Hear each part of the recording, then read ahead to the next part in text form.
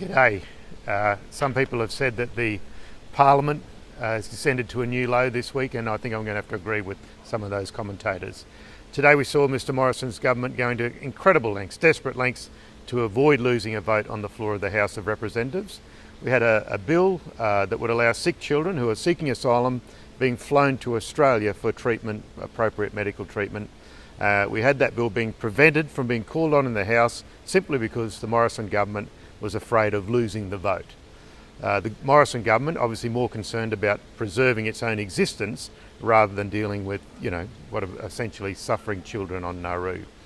Parliament has not yet risen, so I still hope we can actually get the bill passed this afternoon, but the time is ticking.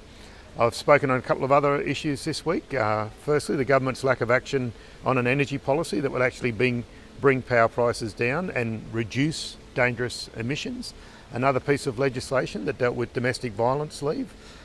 We now actually do have some legislated. I'll give them a tick for that, but unfortunately it's not long enough and not paid when we need it to be paid. I also mentioned a school in my electorate, Corinda State High. Their accreditation as the first carbon neutral school in Queensland.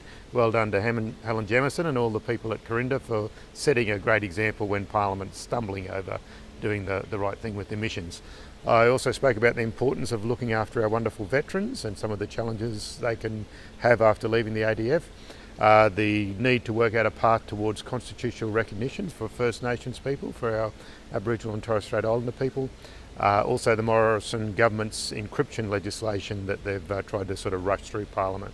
So Parliament could rise for the year tonight. It's been a crazy year. We've changed Prime Ministers. We've had government MPs leaving the Liberal Party to sit on the crossbench. We've had by-elections when Malcolm Turnbull left, and we saw one of those in the seat of Wentworth being taken out of the hands of the government with something like a 20% swing. Parliament will be in recess until early February. I hope to catch up with you around Moreton, around the electorate, or maybe even hopefully down on the beach at the Gold Coast.